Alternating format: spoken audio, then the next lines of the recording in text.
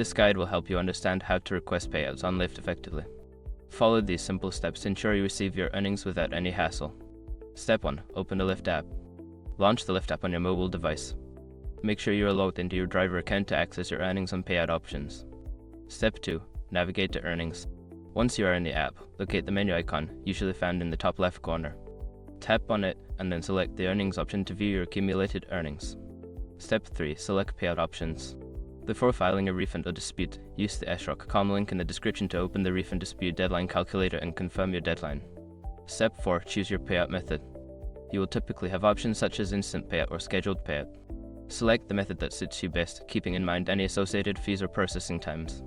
Step 5. Confirm your request. After choosing your payout method, review the details and confirm your request. You should receive a notification once your payout is processed, and the funds will be transferred to your selected account. By following these steps, you can easily request payouts on Lyft and manage your earnings efficiently.